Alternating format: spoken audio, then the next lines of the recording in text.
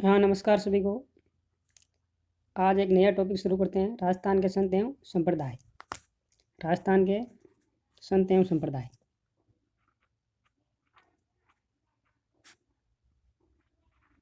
के संत वे संप्रदाय।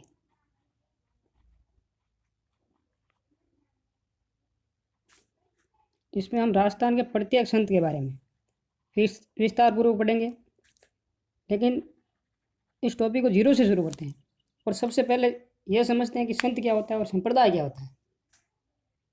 तो सबसे पहले यह समझते हैं कि संत क्या होता है और संप्रदाय का मतलब क्या होता है। इस संत शब्द को समझने के लिए हमें प्राचीन काल के साहित्य की ओर लौटना होगा और सबसे पहले इनसे मिलते जुलते शब्दों को हमें समझना होगा, जैसे ऋषि, ब्रह्म ऋषि, महर्षि, मुनि, साधु और फिर संत। और इन प्रत्येक शब्द का क्या क्या अर्थ होता है और इनमें क्या क्या अंतर है, ये समझते ही हमें संत शब्द का मतलब ही समझ में आ जाएगा। तो सबसे पहले वैदिक साहित्य में आए 3 शब्दों को समझते हैं। ऋषि क्या होता है, बहुत बार आया हुआ है शब्द, वैदिक साहित्य में बहुत ये शब्द मिलता है। फिर हम समझेंगे कि महर्षि क्या होता है,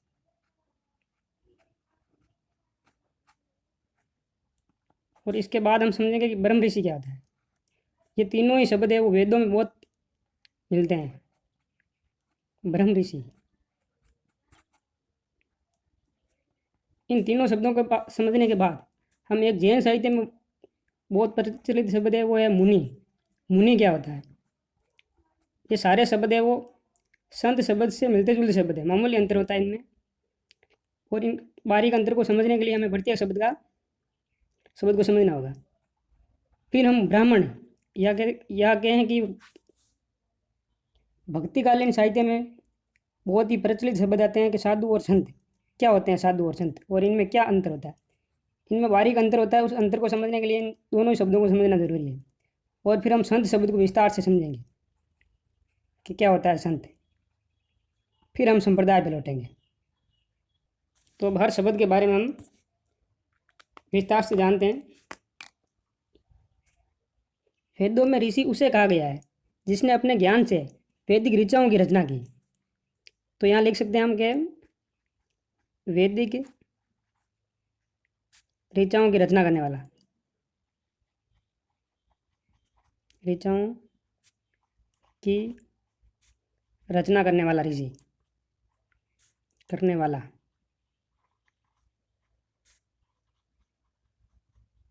उसको वैदिक साहित्य में ऋषि कहा गया है। जैसे अंगिरा, अक्षत्य, ऐसे बहुत सारे ऋषि है। जैसे अंगिरा हो गया, अंगिरा ऋषि। ऐसे ही महर्षि किसे कहते हैं, तो ऋषियों द्वारा जो वैदिक ऋचाएँ रची गई उनको जो समझाने का कार्य किया, जो विस्तार से व्याख्या की, उनको महर्षि कहा गया है।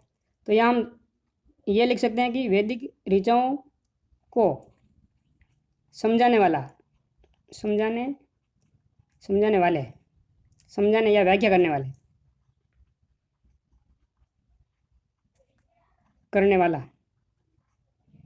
वो महर्षि होता है।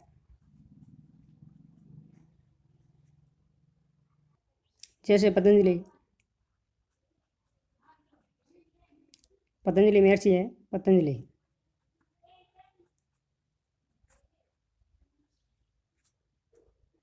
और ब्रह्म ऋषि का क्या मतलब है, तो जिसने अपने ज्ञान से ईश्वर को जान लिया, उस परम तत्व को जान लिया, ब्रह्म को जान लिया, उसे ही ब्रह्म ऋषि कहा गया है। तो यहाँ लिख सकते हैं हम कि जिसने अपने ज्ञान से, जिसने अपने ज्ञान से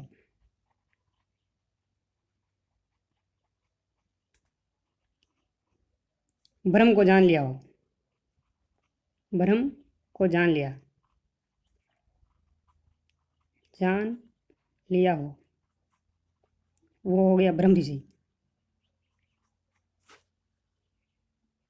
ये शब्द हमें हिंदी के एकार्थी शब्दों में भी पूछे जा सकते हैं, इसलिए इनका ज्ञान होना बहुत जरूरी है। और इन तीनों ही शब्दों का बार बार उल्लेख है वो वैदिक साहित्य में हुआ है। तो यहाँ लिख सकते हैं वैदिक साहित्य, वैदिक साहित्य में मिलने वाले शब्द हैं ये। और मुन्नी शब्द का बार बार उल्लेख है वो जैन साहित्य में हुआ है। मुन्नी का शाब्दिक अर्थ है या सामान्य अर्थ है मौन। मौन मतलब जो बहुत कम बोलता है, या ये लिख सकते हैं हम कि कम बोलने वाला। कम बोलने वाला साधक। साधक साधक ही मुनि है। और साधु और संत दोनों ही शब्दों का उल्लेख बार बार ब्राह्मण साहित्य या भक्तिकालीन साहित्य है उसमें बहुत मिलता है। तो इन दोनों को ही प्रत्येक शब्द को समझते हैं कि साधु क्या होता है। तो साधु का शाब्दिक करते हैं साधना करने वाला। साधना करने वाला। लेकिन व्यापक रूप से जैसे समझें तो साधना करने वाला वे व्यक्ति जो मोक्ष की प्राप्ति हेतु घर परिवार का त्याग कर देता है उसको साधु कहते हैं। तो यहाँ लिख सकते हैं कि घर परिवार त्याग और मोक्ष की कामना करने वाला व्यक्ति। घर परिवार त्याग कर मोक्ष की कामना करने वाला व्यक्ति। मोक्ष की कामना करने वाला। की कामना करने वाला।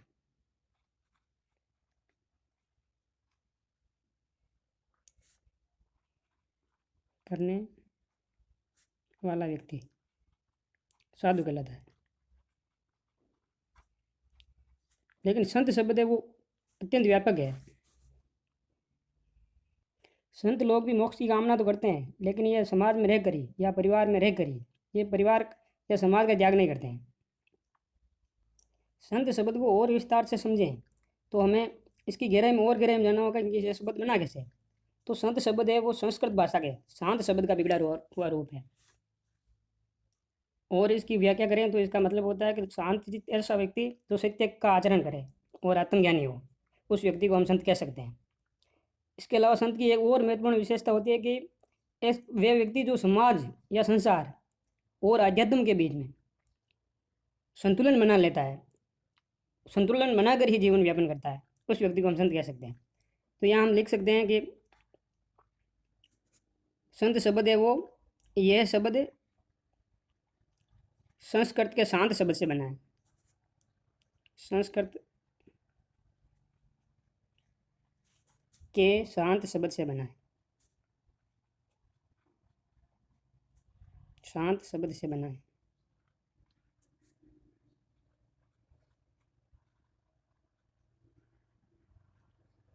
और इसका अर्थ है शांत चित्त व्यक्ति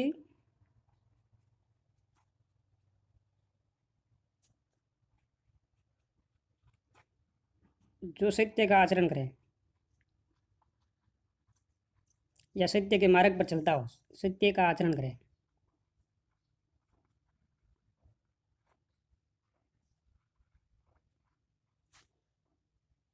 संत की एक और विशेषता है कि वे व्यक्ति जो संसार और अध्यात्म के बीच में संतुलन बना लेता है, संतुलन बनाकर ही जीवन यापन करता है, उस व्यक्ति को हम संत कह सकते हैं। ऐसे लोग समाज का त्याग नहीं करते हैं बल्कि समाज की बुराइयों को दूर करने का प्रयास करते हैं। तो ये बिंदु लिख सकते हैं हम के संत संत है वो संसार या समाज और अध्यात्म के बीच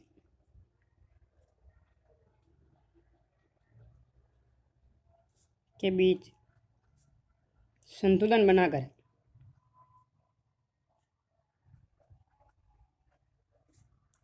बनाकर ही जीवन यापन करते हैं। बनाकर जीवन यापन करते हैं।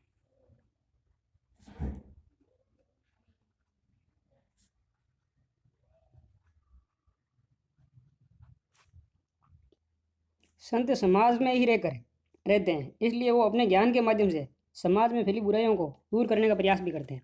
तो यहाँ लिख सकते हैं हम के संत समाज में फैली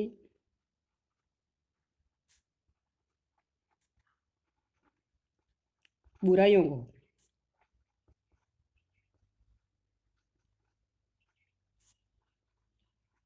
दूर करने का प्रयास करते हैं, दूर करने में लगे रहते हैं, उस व्यक्ति को हम संत कह सकते हैं।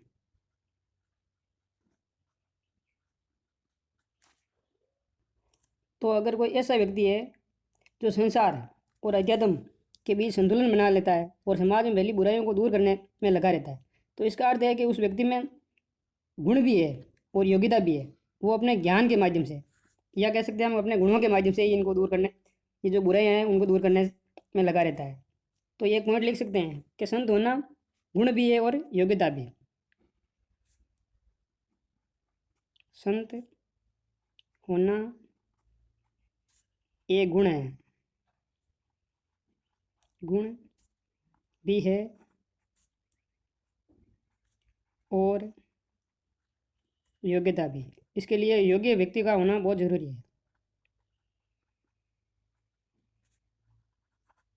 कोई योग्य व्यक्ति ही समाज में फैली बुराइयों को दूर कर सकता है। तो इस प्रकार हम इन 6 शब्दों के बारीक अंतर का पता होना चाहिए हमें, तभी हम प्रत्येक शब्द के अर्थ को समझ सकते हैं। अब हम चलते हैं कि संप्रदाय क्या होता है। संत शब्द को समझने के बाद संप्रदाय शब्द को समझते हैं हम, क्या होता है संप्रदाय।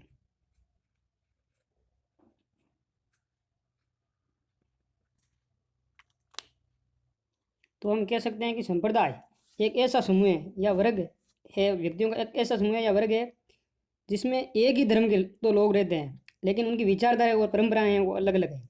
उनका धर्म तो एक ही है, लेकिन विचारधाराएं और परंपरा के आधार पर ये अलग अलग समूह में बंटे होते हैं, उसको संप्रदाय कहते हैं। तो इसकी परिभाषा हम लिख सकते हैं कि एक ही धर्म की अलग अलग परंपरा या विचारधारा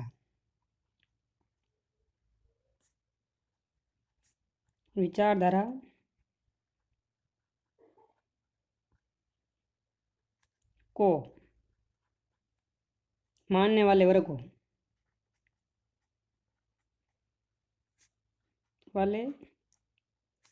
या समूह को संप्रदाय कहते हैं।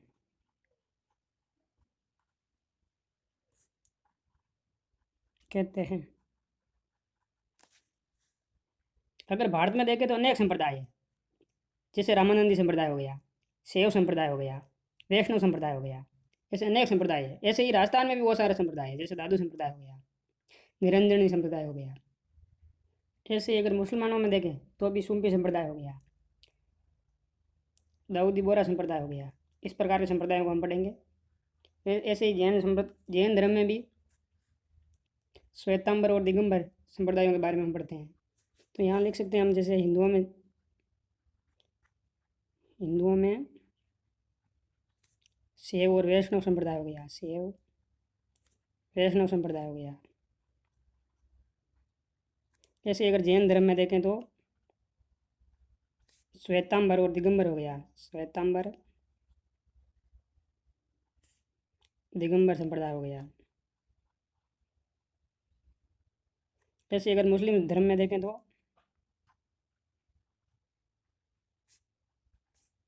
सूफी संप्रदाय हो गया, दाऊदी बोरा संप्रदाय हो गया।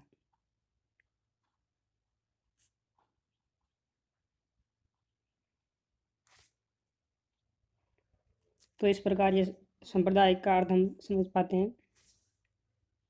अब हम ये समझते हैं कि संतों का मुख्य काम क्या है, आखिर क्या करते हैं संत। तो संतों का मुख्य काम है भजन करना। लेकिन भजन क्या होता है या भक्ति क्या होती है, तो इसको समझते हैं हम। अगला बिंदु हम भक्ति को समझते हैं।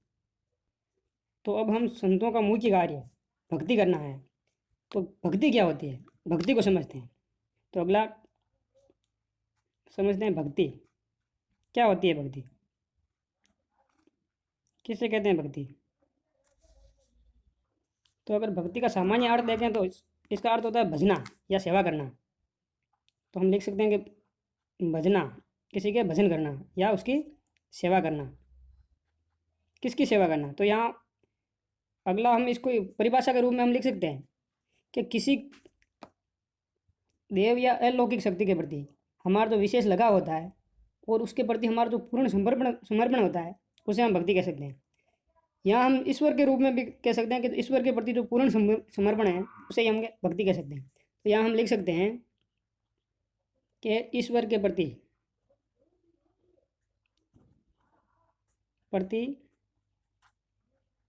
पूर्ण समर्पण के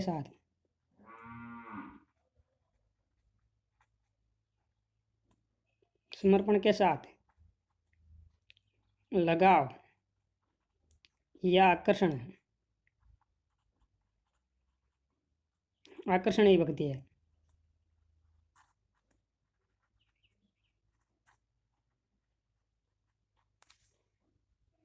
तो ईश्वर या किसी भी देवता के प्रति जो हमारा लगाव होता है या विशेष आकर्षण होता है, हम पूर्ण समर्पण के साथ उनकी जो सेवा करते हैं उसे ही हम भक्ति कह सकते हैं। तो अब हम ये समझते हैं कि ईश्वर हो या कोई भी देवता हो, उस तक पहुंचने का मार्ग कौन कौन सा है। तो भक्ति के मार्ग कौन कौन से हैं। तो अगला हम टॉपिक ये लेते हैं कि भक्ति के कौन कौन से मार्ग हैं। तो अगला है भक्ति के मार्ग। कौन कौन से मार्ग पर चलकर ही हम ईश्वर तक पहुंच सकते हैं। तो अगला लिखें भक्ति का मार्ग। भक्ति का मार्ग की अगर बात की जाए या ईश्वर तक पहुंचने के जो मार्ग है, रास्ते हैं, वो संत लोग हैं वो तीन प्रकार के रास्ते अपनाते हैं। पहला है सगुण भक्ति। प्रत्येक के बारे में विस्तार से पढ़ेंगे, लेकिन पहले इन तीनों को समझते हैं। सगुण भक्ति। दूसरा मार्ग है निर्गुण भक्ति।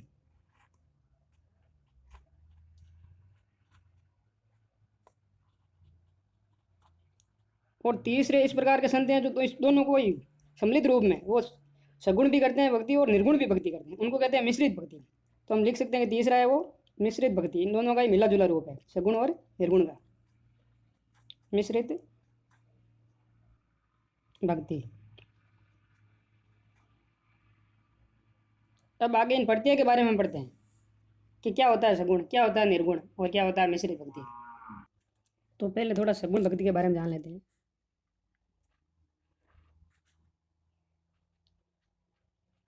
सगुण भक्ति। इसके बाद थोड़ा निर्गुण भक्ति के बारे में जान लेते हैं। निर्गुण भक्ति और फिर मिश्रित भक्ति के बारे में जानेंगे क्या होता है मिश्रित भक्ति। तो तीनों के बारे में एक एक अगर पढ़ते हैं हम।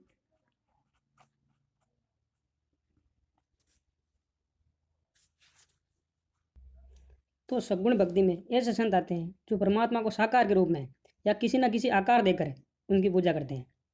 ये लोग अवतारवाद में विश्वास करते हैं, मंदिरों में इनका अटूट विश्वास होता है और तीर्थ स्थलों में भी इनकी गहरी आस्था होती है। तो यहाँ हम लिख सकते हैं कि परमात्मा को साकार या आकार रूप में पूजने वाले संत, परमात्मा को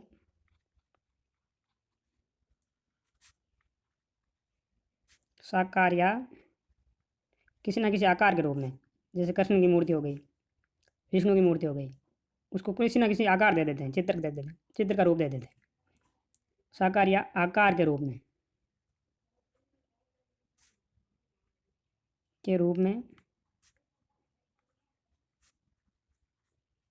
पूजते हैं या मानते हैं। और ये लोग इस ईश्वर के अवतारवाद में बहुत विश्वास करते हैं। अवतारवाद में विश्वास, इनका मानना है कि ईश्वर मनुष्य का रूप लेकर या किसी न किसी रूप में धरती पर अवतरित जरूर होते हैं। अवतारवाद में विश्वास।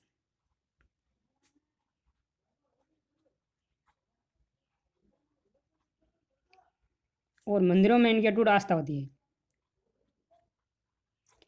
इनका मानना है कि ईश्वर है वो मंदिरों में निवास करते हैं, मंदिर में अटूट आस्था।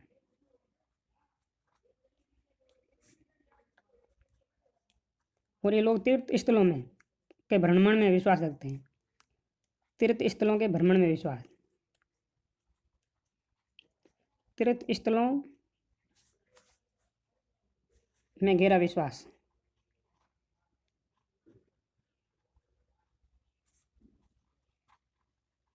इस प्रकार के संत हैं वो सगुण भक्ति के अंतर्गत आते हैं। कौन कौन से संत हैं उनके बारे में आगे बढ़ेंगे, लेकिन पहले सगुण भक्ति के ठीक विपरीत निर्गुण भक्ति को समझ लेते हैं कि क्या होता है निर्गुण भक्ति।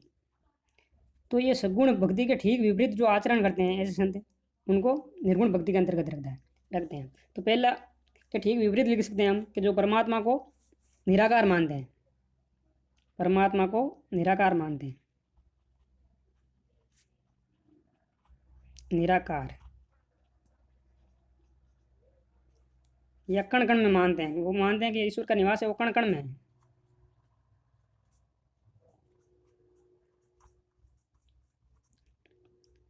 इस वर्ग में जो संत आते हैं उसे निर्गुण भक्ति के अंतर्गत हम पढ़ते हैं।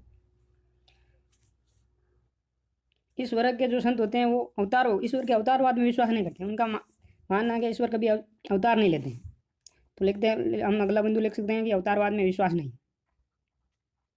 अवतारवाद में अविश्वास।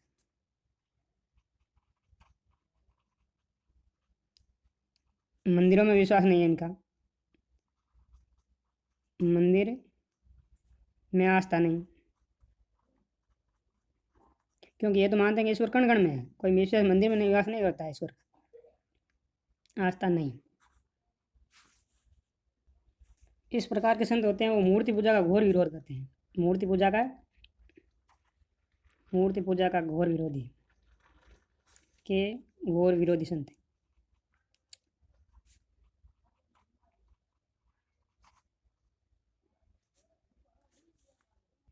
और तीर्थ स्थलों का ये तीर्थ स्थलों में इनका कोई विश्वास नहीं होता है, बल्कि ये तो विरोध करते हैं। तो अगला बिंदु लिख सकते हैं कि तीर्थाटन का विरोध।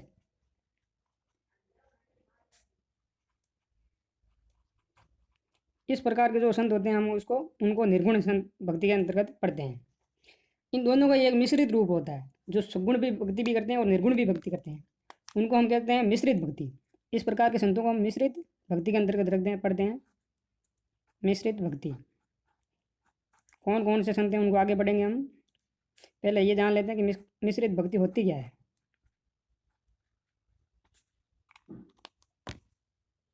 तो नाम में भी इनका अर्थ झलकता है कि ये तो मिश्रित है, मतलब ये सगुण प्लस निर्गुण दोनों ही रूपों में ईश्वर को मानते हैं। तो सबसे पहले लिख सकते हैं हम कि सगुण प्लस निर्गुण का मिश्रित रूप।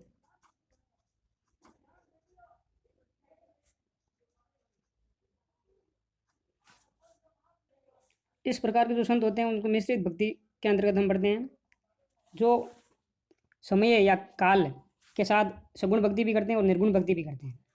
तो लिख सकते हैं हम कि इस प्रकार के संत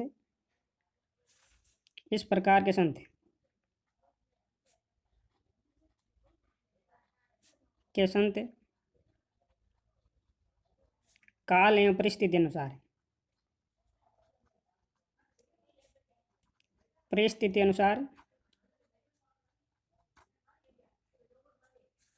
अनुसार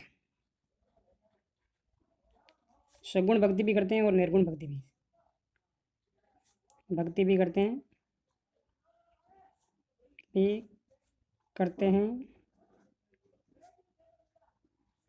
और निर्गुण भक्ति भी।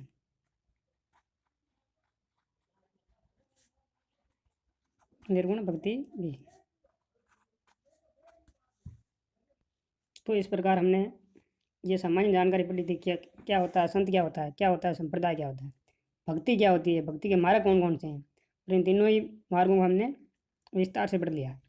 अब एक प्रश्न इस प्रकार का बन सकता है कि सगुण भक्ति के अंतर्गत कौन कौन से संत है वो आते हैं, या सगुण भक्ति के अंतर्गत कौन से संत नहीं आते हैं। फिर 4 विकल्प दिया होता है, उनमें से हमें छांटना होता है।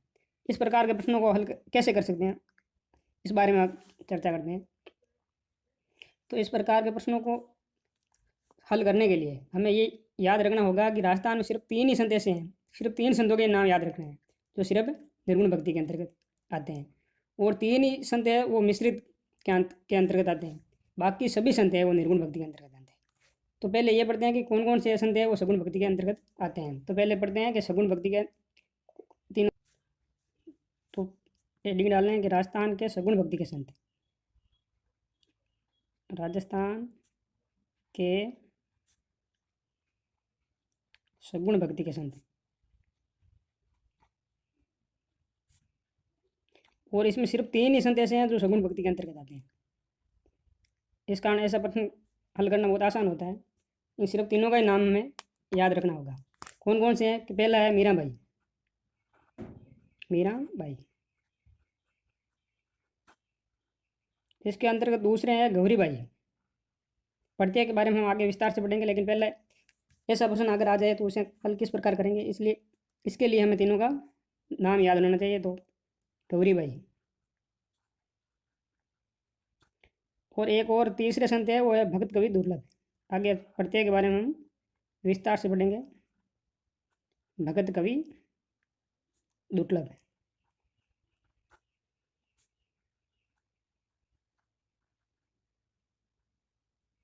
और 3 ही संत ऐसे हैं जो मिश्रित भक्ति के अंतर्गत आते हैं। तो हम पहले तीनों को याद करते हैं कि राजस्थान के मिश्रित भक्ति के संत।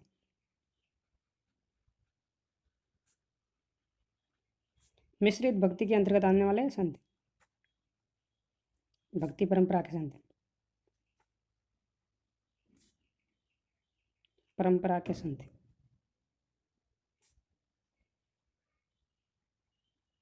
इनमें भी 3 आते हैं। कौन कौन से हैं? तो एक है संत मावजी। तो पहले लिख सकते हैं हम संत मावजी। संत मावजी के बारे में भी आगे बहुत डिटेल से पढ़ेंगे हम। संत मावजी। दूसरे आते हैं हरिराम सांकला या हरि सिंह सांकला। फिर आगे नाम इन्होंने अपना हरिराम दास रख लिया था। हरि सिंह सांकला। हरि सिंह सांकला। और तीसरे और अंतिम मिश्रित भक्ति परंपरा के संत हैं, वो है चरणदास जी। चरणदास जी।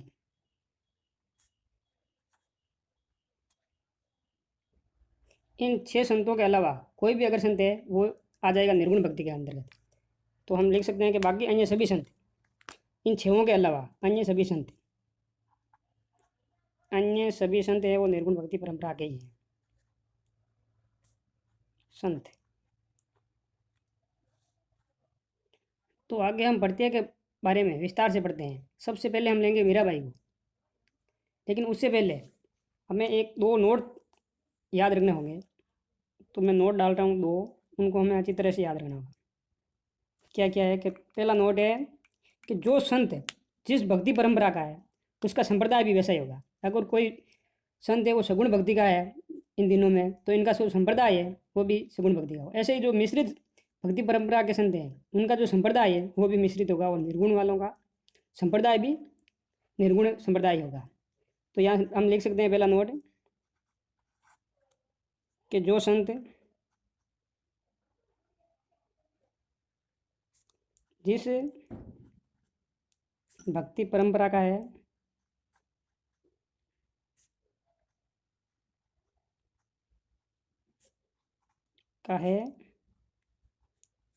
उसका संप्रदाय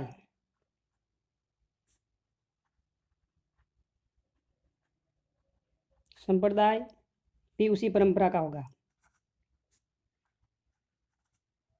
उसी भक्ति परंपरा का होगा।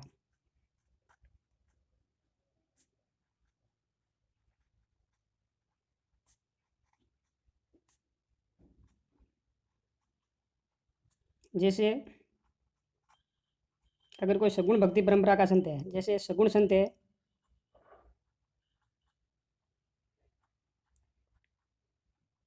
उसका संप्रदाय भी सगुण ही होगा। संप्रदाय सगुण भी, सगुण ही संप्रदाय।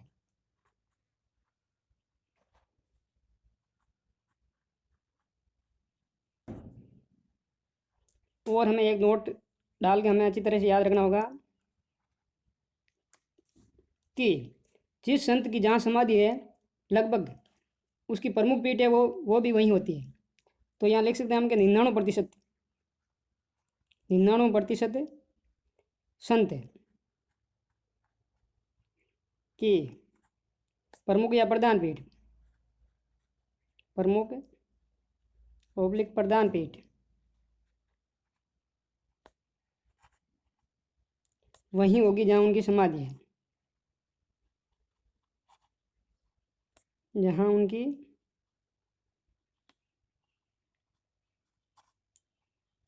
समाधि है, मतलब जहाँ उन्होंने समाधि ली थी वहीं उनकी प्रधान पीठ है, समाधि है।